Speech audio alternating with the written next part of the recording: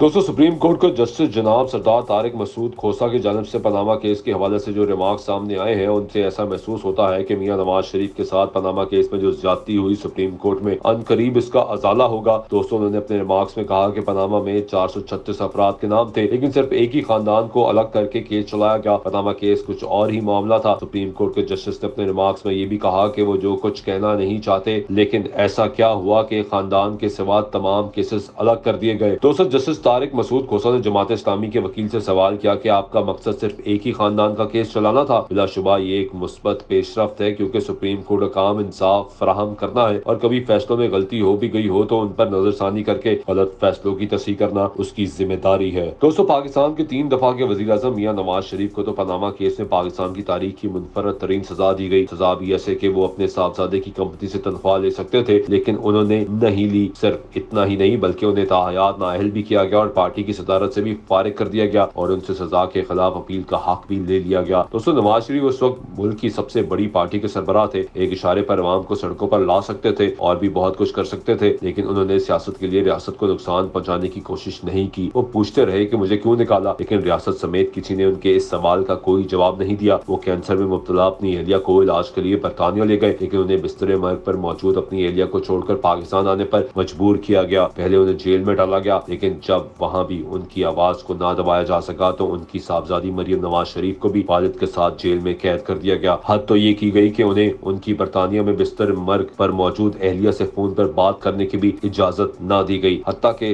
उस वक्त के वजीर आजम इमरान खान को ये रिपोर्टें भी जाती रही कि नवाज शरीफ और मरियम नवाज जेल में क्या खाते हैं, किससे मिलते हैं, और इसी दौरान मियां नवाज शरीफ की एहलिया वफात पा गई। उनकी आखिरी रसूमात में शिरकत की इजाजत भी मुश्किल से मिली। सिर्फ इन 2 कायदीन के साथ ही नहीं, बल्कि इमरान खान की हुकूमत में मियां शहबाज शरीफ, हमजा शहबाज, शाहिद खान नवासी, एहसन इकबाल, ख्वाजा आसिफ, ख्वाजा साद रफीक और उनके भाई ख्वाजा सलमान रफीक समेत पूरी नून लीग क़यादत को जेल में डाल दिया गया। मौजूदा वजीर खजाना इसहाक डार का न सिर्फ घर नीलाम कर दिया गया, बल्कि उनके एहसास तक मुंजमद कर दिए गए। दोस्तों, पाकिस्तान में सियासत अपने अरूज पर है। आज की अपडेट ये है कि इस्तेकाम पाकिस्तान पार्टी के बानी जहांगीर तरीन लंदन पहुंच गए। हमारे जराये का कहना है कि जहांगीर तरीन लंदन में अपना मेडिकल चेकअप करवाएंगे। जहांगीर तरीन का लंदन में 1 हफ्ता क़याम मुतवक्को है। उनकी लंदन में नून लीगी कायद और साबिक वज़ीर आज़म नवाज शरीफ से मुलाकात का भी इम्कान है। इस्तेकाम पाकिस्तान पार्टी के कयाम के बाद जहांगीर तरीन का ये लंदन का पहला दौरा है। जहांगीर तरीन लंदन के नवाही इलाके में अपने फार्म हाउस में कयाम पजीर है। दोस्तों, साबिक मेंबर पंजाब असेंबली चौधरी मोहम्मद अशरफ का कहना है कि कायद मियां नवाज शरीफ इलेक्शन से पहले पाकिस्तान पहुंचकर इलेक्शन मुहिम चलाएंगे। चौधरी मोहम्मद अशरफ ने कहा कि पाकिस्तान के अगले इलेक्शन में मियां नवाज शरीफ की क़यादत में मुस्लिम लीग नून भारी अक्सरियत से जीत कर हुकूमत बनाएगी। दोस्तों, आपको याद होगा कि इमरान खान इसहाक डार की गिरफ्तारी के इतने ख्वाहिशमंद थे कि इंटरपोल के जरिए इसहाक डार को गिरफ्तार करा के पाकिस्तान लाने की कोशिश में मसरूफ रहे। इरफान सदीकी जैसे सीनियर सहाफी को मुज़क्का खेज इल्जाम में न सिर्फ जेल में डाला, बल्कि सजाए मौत के कैदियों के साथ रखा। उनकी तस्दील के लिए कलम वाले हाथों में हथकड़ियां लगाकर अदालत में पेश किया जाता रहा। जब इमरान खान की जानिब से नून लीग को कुचलने की मुहिम चलाई जा रही थी तो मरहूम सेनेटर मुशाहिदुल्लाह खान पार्लियामेंट में खड़े होकर कहा करते थे कि इमरान खान, जो जुल्म तुम कर रहे हो इससे बाज आ जाओ, क्योंकि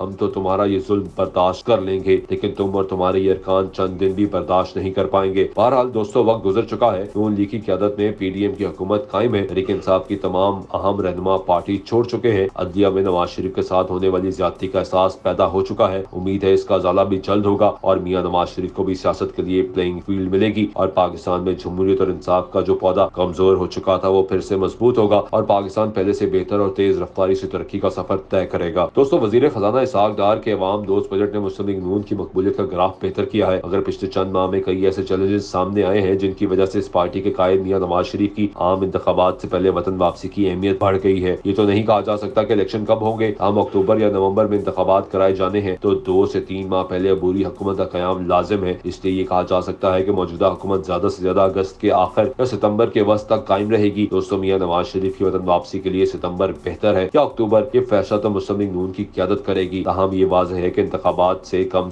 1 माह पहले मियां नवाज शरीफ वतन वापस आए तो नून लीग के लिए मौसर इंतखाबी मुहिम चलाना नामुमकिन हो जाएगा। आजाद कश्मीर के इलाके बाग ज़िमनी इलेक्शन में पीपल्स पार्टी के ज़ियाउल कमर के हाथों पीटीआई के कर्नल जमीर खान और नून लीग के उम्मीदवार मुश्ताक मिन्हास को शिकस्त के बाद नून लीग के हलकों में इस बात की जरूरत शिद्दत से महसूस की जा रही है कि इंतखाबी मुहिम चलाने के लिए पार्टी कायद की मौजूदगी जरूरी है। दोस्तों, आम इंतखाबात में नून लीग को पंजाब में असल चैलेंज मरहूम पीटीआई के ताबूत से निकल कर इस्तेकाम पाकिस्तान पार्टी बनाने वालों से है। इस पार्टी में यूं तो बाज बेजरर हैं, मगर कई इलेक्टेबल्स भी हैं और ऐसे भी जो पैसा पानी की तरह भागकर गड़े मुर्दों में जान डाल सकते हैं। कुछ कुछ अरसे से इस्तेकाम पाकिस्तान के नाम पर रियासत की हमायत में रैलियां निकलती तो देखी गई, मगर शायद ही किसी को गुमान हुआ कि इस पुरकशिश नाम की सियासी जमात भी उभरेगी। दोस्तों 9 मई को पीटीआई के इंतकाल पर आम तासर यही था कि पार्टी की तजहीज और तकवीन के बाद मौसमी परिंदे उड़कर नून लीग और पीपल्स पार्टी की मचान का रुख करेंगे। ताहम सूरत हाल ने वही रुख इख्तियार किया जिसका मुख्तलिफ सियासी जमातों के जीरक रहनुमाओं को खदशा था। अब हर गुजरते दिन लोगों के जहनों में सवाल पैदा हो रहे हैं कि किसी ने हंकाया या उन सबकी सोच, जहन और जमीन एक जैसे हैं तो मुल्क के कोने कोने से मौसमी परिंदे उड़कर एक ही मुस्तहकम अड्डे पर बैठ रहे हैं। दोस्तों शाह महमूद कुरैशी इस पार्टी को लाख डेड ऑन अराइवल यानी आम लफ्जों में मुर्दा घोड़ा कहे। ये तस्वुर गलत नहीं कि इस जमात की मुडीर पर इसी तरह परिंदे जमा होते रहे तो आइंदा मरकज ना सही पंजाब हुकूमत बनाने में इस जमात का किरदार फैसला कौन हो सकता है। चौधरी परवेज लाई ने पंजाब का वज़ीर आला बनने की हसरत पूरी करने के लिए काफ लीग कुर्बान न की होती तो क्या पता ये इस्तेकाम काफ लीग ही को नसीब हो जाता और इस बार काफ लीग कहीं बड़े प्लेटफॉर्म से नून लीग का डट कर मुकाबला करती। अगरचे दोस्तों ख्वाजा असद जैसा सीनियर रहनुमा नून लीग और इस्तेकाम पाकिस्तान पार्टी की सीट एडजस्टमेंट का इम्कान जाहिर कर रहे हैं, तहम माजी का रही पीपल्स पार्टी से इत्तेहाद बनाकर नून लीग पहले ही इत्तेहादी हुकूमत चला रही है। अब इस्तेकाम पाकिस्तान पार्टी से भी सीट एडजस्टमेंट कर ली गई तो सवाल ये पैदा होगा कि नून लीग किस नजरिए पर वोट मांगेगी। शायद इसलिए मियां नवाज शरीफ ने इस मामले पर अभी अपने ख्यालात का इजहार नहीं किया। इस्तेकाम पाकिस्तान पार्टी से सीट एडजस्टमेंट होगी या इलेक्शन नताइज देखने के बाद इत्तेहाद। दोस्तों उम्मीद है कि आपको हमारी आज की वीडियो पसंद आई होगी। इसे अपने दोस्तों के साथ व्हाट्सएप पर जरूर शेयर कीजिएगा और अगर आप हमारे चैनल पर नए हैं और अभी तक इसे सब्सक्राइब नहीं किया तो आपसे गुजारिश है कि इसे सब्सक्राइब कर लें और साथ में दिए गए घंटी के बटन पर भी लाजमी प्रेस कर दें ताकि आपको आइंदा आने वाली वीडियोस की भी हर वक्त आगाही मौसूल हो सके। मिलते हैं एक नई वीडियो के साथ। रब रखा।